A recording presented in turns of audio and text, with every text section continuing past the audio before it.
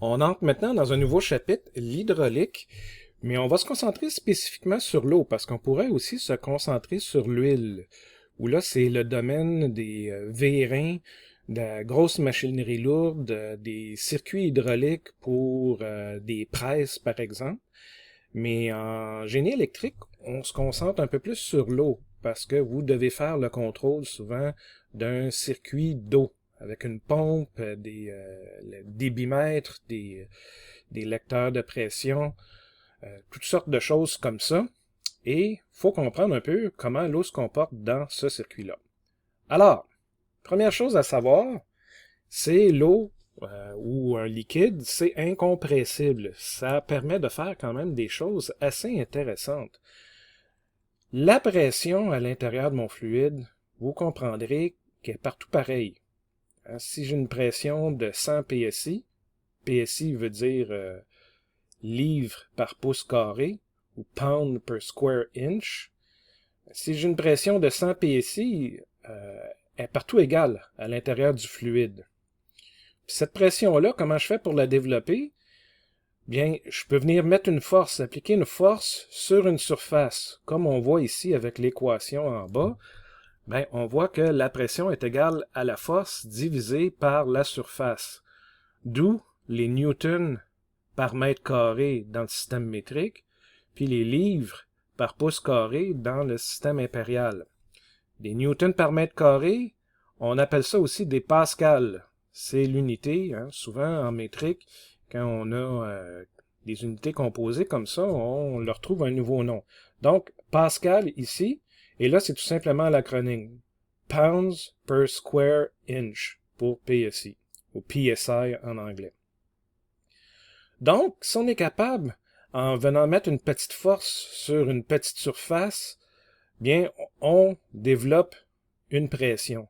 Et là, qu'est-ce qui arrive ici? C'est, j'ai la même pression, mais si la pression est appliquée sur une plus grande surface, je vais être capable de soulever une plus grande force. C'est pour ça qu'au garage, quand on veut faire un changement d'huile, on peut mettre la voiture sur l'élévateur, le lift, et là, on est capable de soulever la voiture avec une petite pompe hydraulique.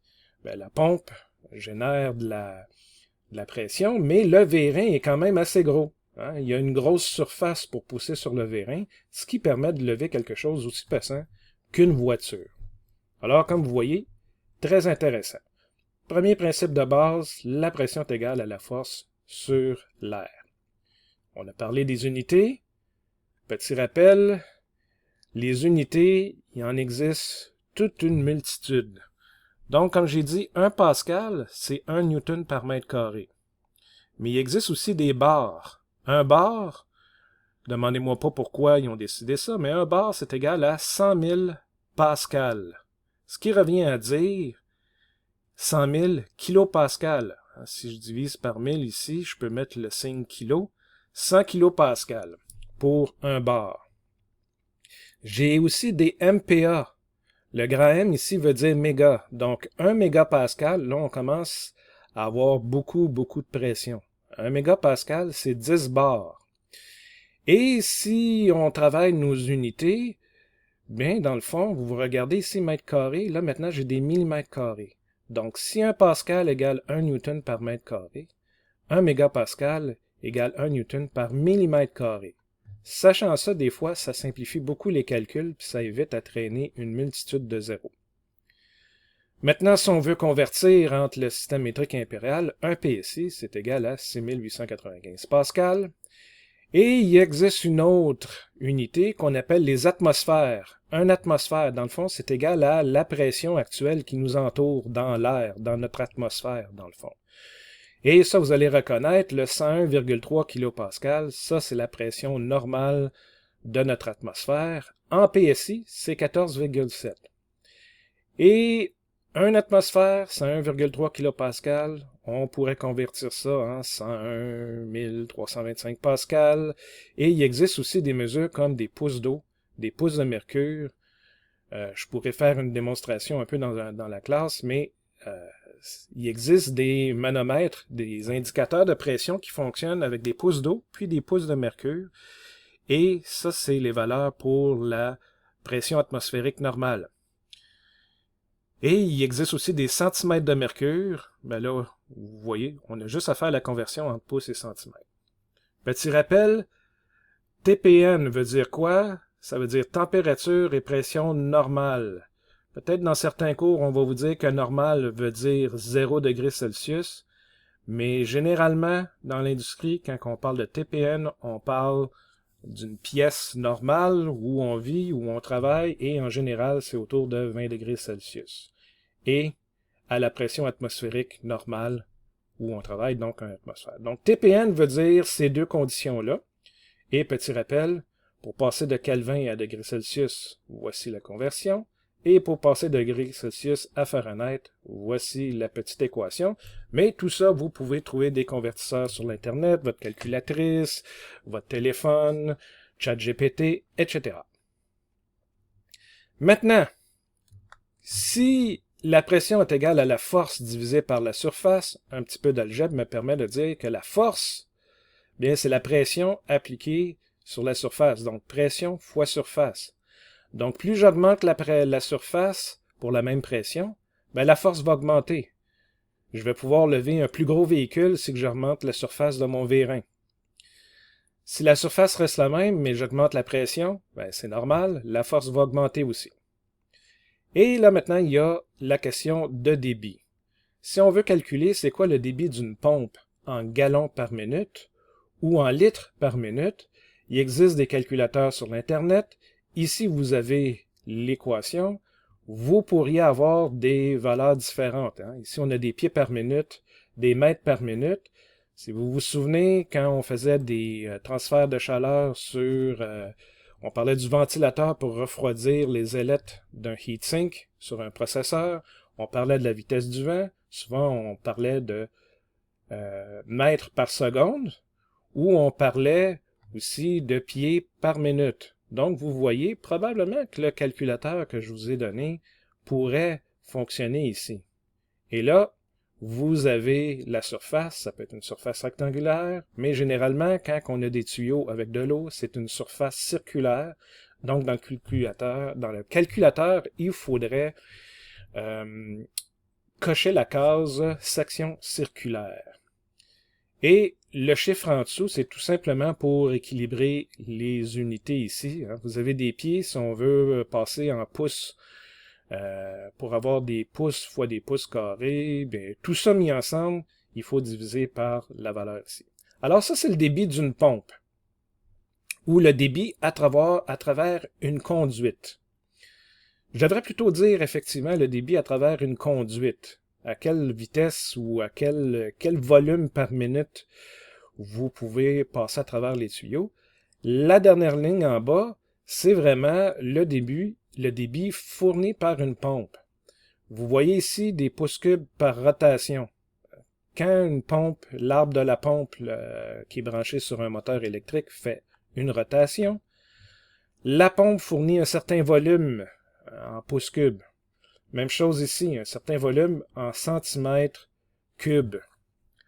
Et là, vous allez comprendre que cette valeur-là ici, le petit q minuscule, c'est la cylindrée.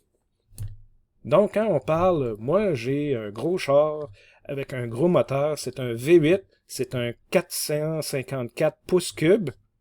Mais on parle vraiment de la cylindrée du moteur. Vous voyez les pouces cubes ici? Et ceux qui sont plus habitués avec des termes français, ben des centimètres cubes, on appelle ça aussi des cc. Alors, c'est vraiment la cylindrée de votre pompe. Ça fonctionne de la même façon pour un moteur. Et vous avez N ici qui sont les RPM. Donc, dépendamment de la cylindrée et des RPM de votre pompe, vous allez fournir à votre système un certain débit en gallons par minute ou en litres par minute, mais les unités pourraient être différentes. Alors, divers types de pompes. Je vais vous laisser digérer le texte ici. Je vous explique rapidement comment fonctionne chacune des pompes. Alors, la pompe centrifuge, vous avez une ailette ici qui va aspirer le fluide, le liquide de l'eau. Et cette hélice-là, en tournant rapidement, ben, à cause de la force centrifuge, comme dans un manège à la ronde, va vouloir chasser le liquide, l'eau, vers l'extérieur. Donc, l'eau, elle va vouloir se sauver et elle va refouler par ici. Donc, l'eau va rentrer par là et va sortir par ici avec une certaine pression et un certain débit. Ici, ce que vous voyez, c'est des pompes à vis hélicoïdales. Et vous voyez, l'eau va rentrer par le trou ici et va être prisonnier des sillons de la vis ici, des deux côtés. Et là, donc, ça va forcer le liquide ici et le liquide va être éjecté à l'autre bout de la pompe avec une certaine pression et un certain débit. Pompe à engrenage. On va retrouver ça souvent, les pompes à engrenage. On voit un peu comment c'est fait. D'un côté, il y a l'eau qui rentre. Et là, si vous regardez, hein, on aurait tendance à penser que l'eau rentrerait ici et serait pris entre les dents et sortirait comme ça. C'est pas comme ça que ça fonctionne. L'eau rentre ici et quand elle arrive là, vous voyez, elle est prise dans le creux de la dent comme ça. Du même côté, de l'autre côté, la même chose arrive. Donc, il y a un entrappement de liquide. Et quand le liquide arrive ici, il n'y a plus assez de place entre les dents. La seule place où le liquide peut sortir, c'est par là. Parce que constamment, on est en train de rajouter ce liquide-là ici pour pousser le liquide de même. Donc, ça va aspirer du liquide ici, l'eau va se promener, va faire le tour et va sortir ici avec un certain débit et une certaine pression. Très simple, très couramment utilisé, on en trouve à tout plein de places des pompes à engrenage. Semblable à des pompes à engrenage, c'est des pompes à lobe. Et ça fonctionne exactement de la même façon. Vous voyez, il y a de l'eau prise ici. Donc, si l'eau rentrait ici, bien dans le fond, il y aurait de l'eau qui serait capturée ici, prisonnière à l'intérieur du lobe comme on voit en bas ici, et quand j'arriverai de l'autre côté, ben l'eau pourrait juste s'échapper de ce côté-là à un certain débit et une certaine pression. Pompe à diaphragme. Alors là, ce que vous voyez, vous avez deux membranes ici, une d'un côté et une de l'autre côté, comme ça. Les deux membranes sont reliées et le tout va osciller comme ça. Il existe d'autres modèles de membranes à une seule membrane. Celle-ci est bien pratique, mais ce qui va arriver, c'est quand je m'en vais vers la gauche, bien, je crée un vide ici. Le vide va vouloir aspirer. La bille va rester bien à côté ici, mais pas celle-ci. Si la bille s'ouvre, le fluide va être aspiré ici. Et là, quand je vais revenir vers la droite, je vais créer une pression. Donc, la bille va être bien à côté ici. Il n'y aura pas de refoulement de ce côté-là. Mais la bille va être poussée ici. Donc, quand je vais chasser le volume qui est ici, je vais pouvoir sortir. Et ça va osciller. Un côté va travailler, ensuite l'autre, et ainsi de suite. Des pompes à diaphragme aussi, c'est très courant. Ça oscille entre les deux comme ça. Et on trouve ça dans toutes sortes d'applications. Maintenant, les pompes à radio, les pompes à piston radio.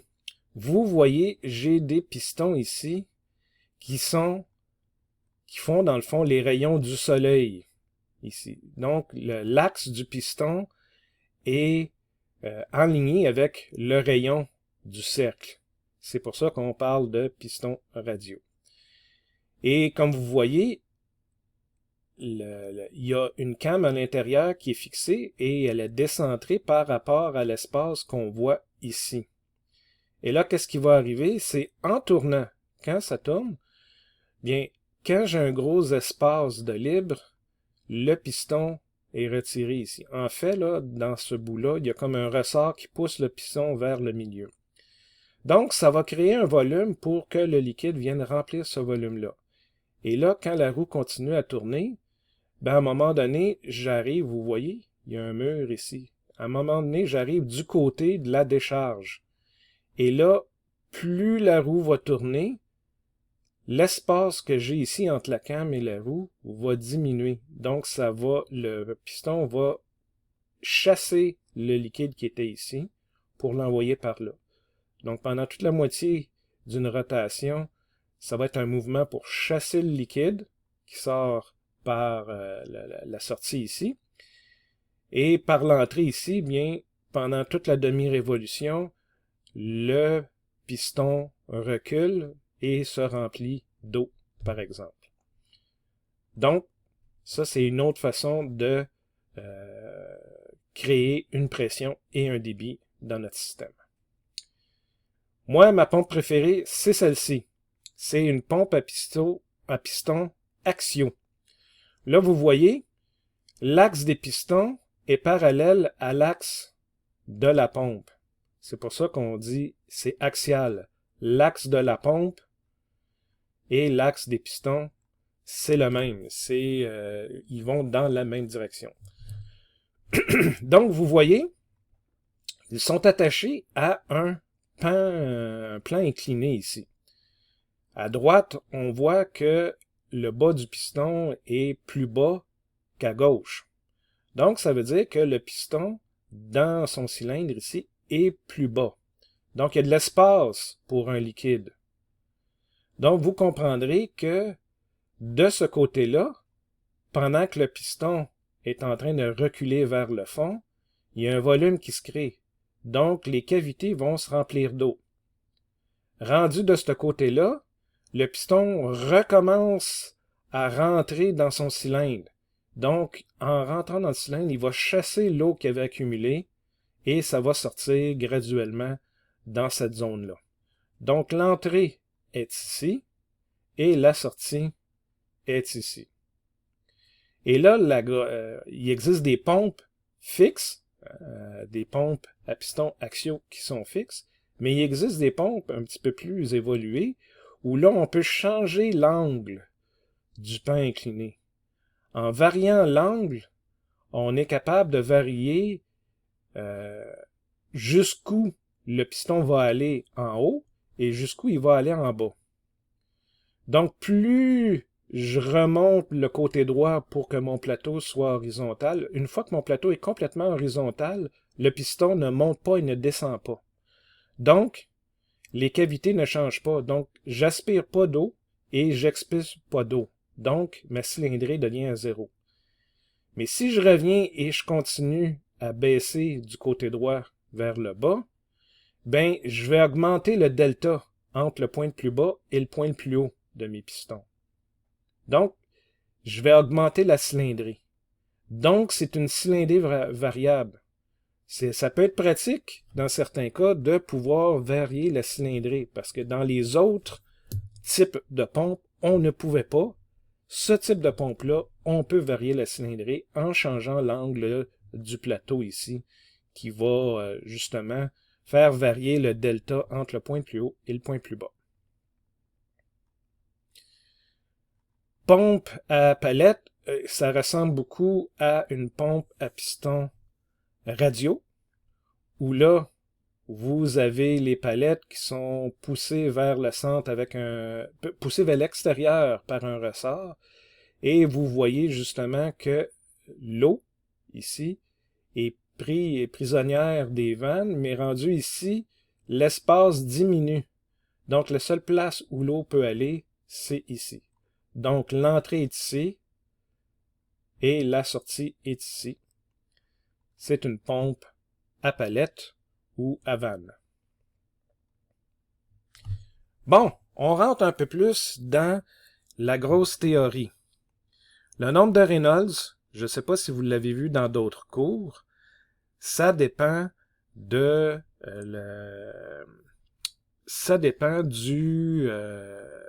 la vitesse d'écoulement et de la grosseur du tuyau.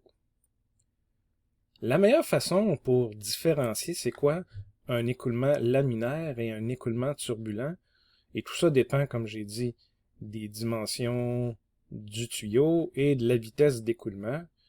Alors, vous voyez un genre de profil de vitesse, donc proche de la paroi, la vitesse est presque 0, et plus je m'en vais vers le milieu, plus la vitesse d'écoulement est grande. Et ça forme une belle forme comme ça, mais dans un écoulement turbulent, on voit que c'est pas tout à fait pareil. La vitesse est presque égale partout sur tout le diamètre du tuyau. Et là, qu'est-ce que ça fait? Ben, avec tout ce frottement-là, ça crée de la turbulence. Et la meilleure façon de l'imager, ben, c'est ici. Vous voyez ici un robinet où là, on aurait un petit tuyau avec beaucoup de pression. L'eau qui sort de là, bien, ça a une apparence très turbulente. Avez-vous déjà vu un robinet où là, les paramètres, son diamètre et la vitesse d'écoulement étaient juste parfaits pour que ce soit laminaire? Et là, on dirait que l'eau ne bouge pas. On dirait que l'eau est comme une tige de verre. C'est comme une drôle d'illusion d'optique. Et là, quand on vient toucher avec notre doigt, on voit que c'était de l'eau qui coulait. Et là, ça éclabousse partout. On enlève notre doigt et ça reprend la forme, on dirait, d'une tige de verre qui ne bouge pas. Alors vraiment, c'est la meilleure façon d'expliquer turbulent et laminaire. Là, c'est quoi la différence entre les deux?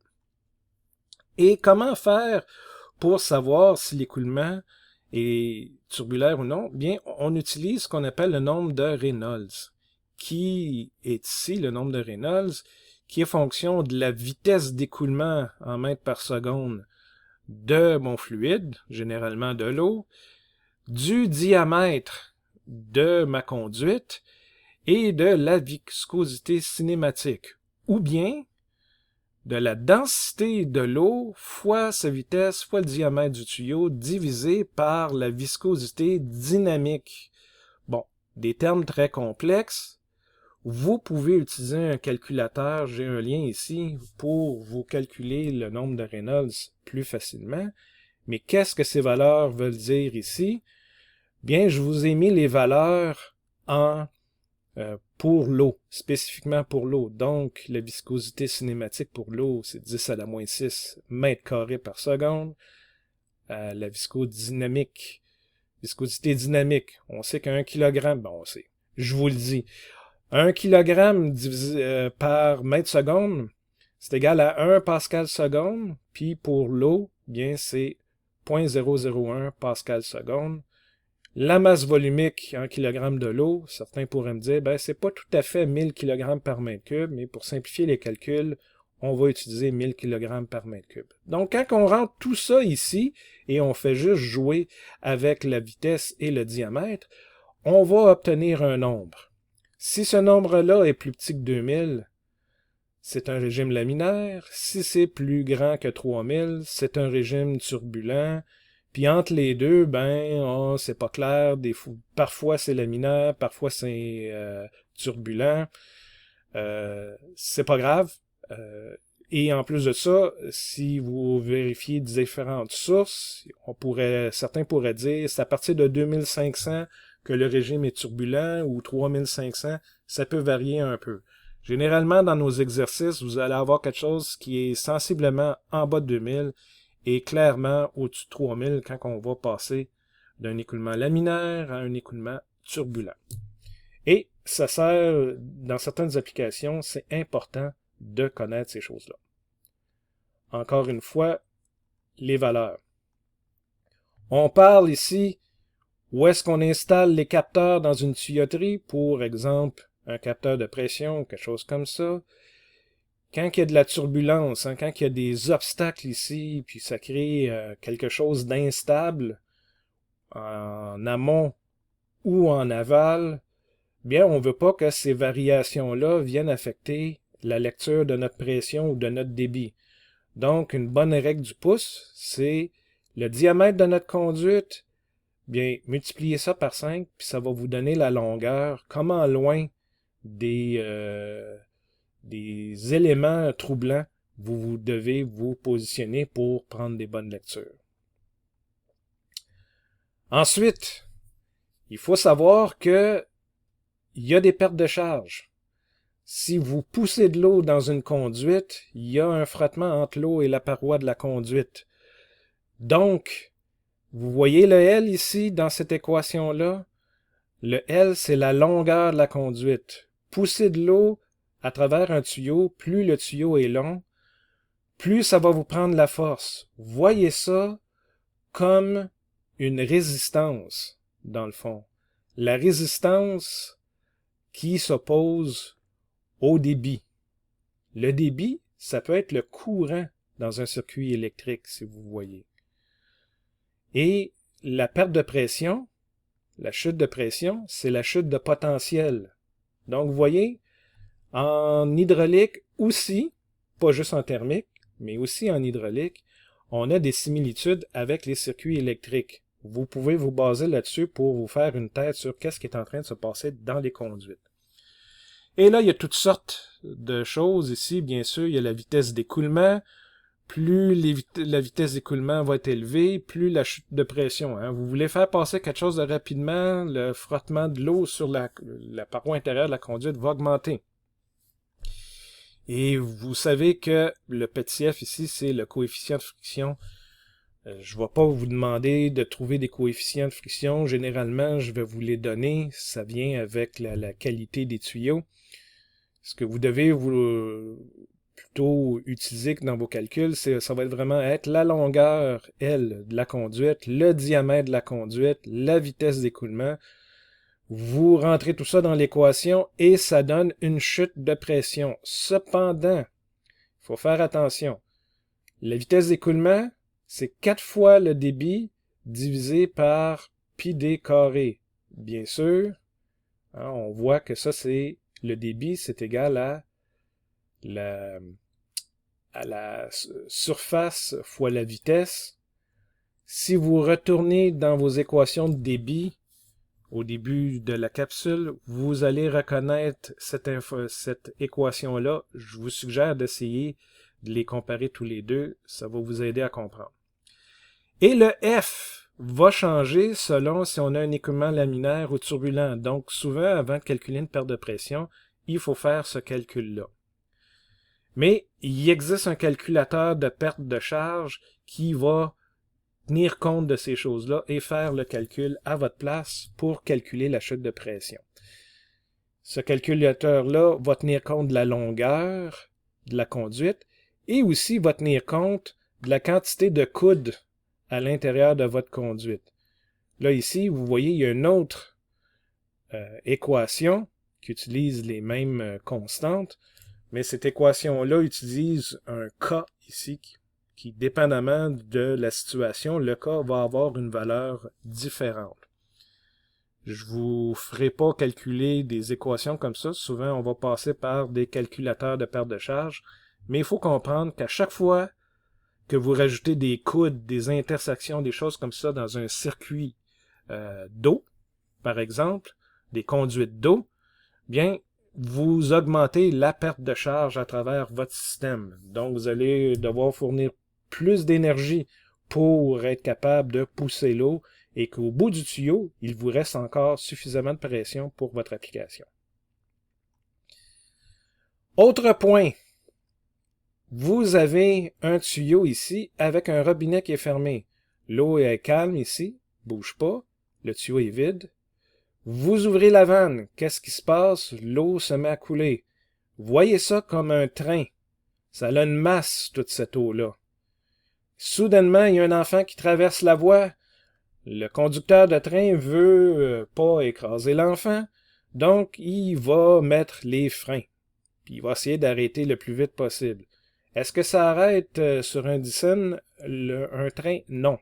Ça a toute une masse, une inertie. Donc, si soudainement vous fermez la conduite, c'est comme si vous aviez fermé une porte et soudainement vous arrivez en courant comme un train et vous vous cognez sur la porte.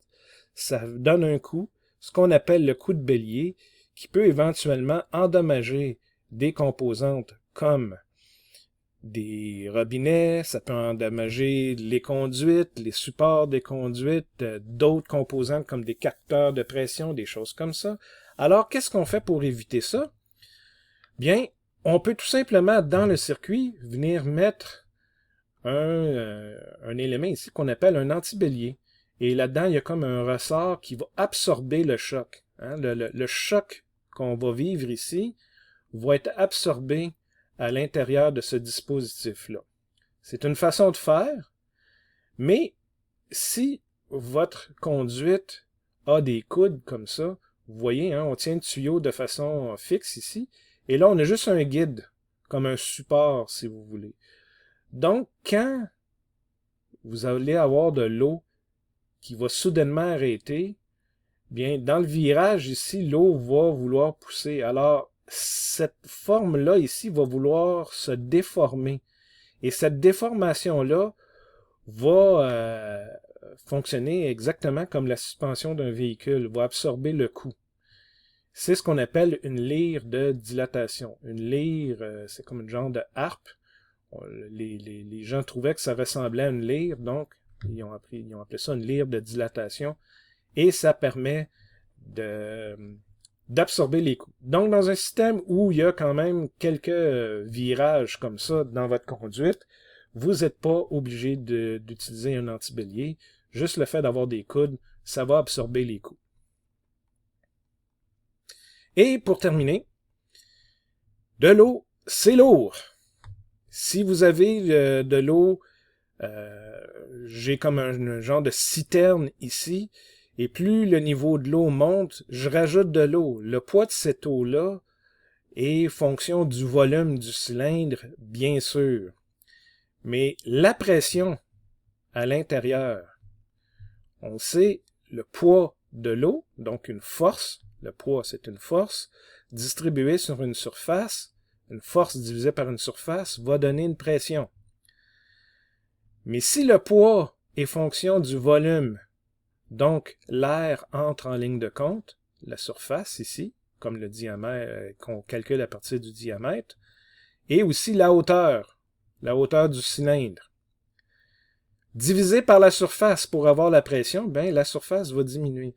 Alors là, qu'est-ce qui va arriver? Ben pour calculer le poids d'une masse d'eau, c'est son volume fois sa densité. Ça va donner le poids. Donc, si on met tout ça ensemble, puis on fait une simplification, la pression, j'ai mis un petit H ici pour pression hydrostatique, c'est la pression créée par une colonne d'eau d'une hauteur H.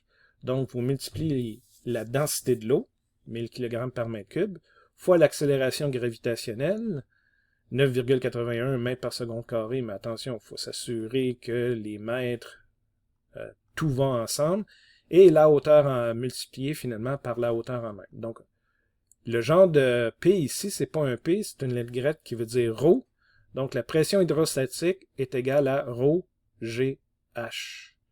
Vous pouvez le calculer à la main, vous pouvez utiliser un calculateur, vous l'avez ici. Ce calculateur-là va vous donner aussi l'option de calculer la pression hydrostatique de liquides différents de l'eau. Et pour on parle de profondeur, c'est la même chose si vous descendez dans l'eau. Hein. Si vous descendez dans le fond d'une piscine de 12 pieds, vous allez sentir la pression sur vos oreilles. C'est à cause de la profondeur, mais c'est en fait la hauteur de colonne d'eau au-dessus de votre tête. C'est ça qui fait la pression. Donc, on parle de profondeur ou de hauteur, c'est la même chose. On vient entrer ça ici et ça nous donne la pression hydrostatique. Comme vous voyez ici, une colonne d'eau de 10 mètres de haut, quel que soit son diamètre, ça va toujours donner la même pression, à environ 200 pascal. C'est à peu près le double de la pression atmosphérique. Donc, si vous venez percer un petit trou ici, dans le bas de cette colonne d'eau-là, vous allez avoir un filet d'eau qui va sortir avec une très bonne pression. C'est normal. 10 mètres de hauteur, c'est une trentaine de pieds de haut. Ça va faire beaucoup de poids, beaucoup de pression. Alors, c'était tout pour les notions d'hydraulique, spécifiquement l'eau. On va faire beaucoup de calculs avec les calculateurs, des volumes, des débits, des choses comme ça, pour voir comment on pourrait mettre ces choses-là en application dans la réalité.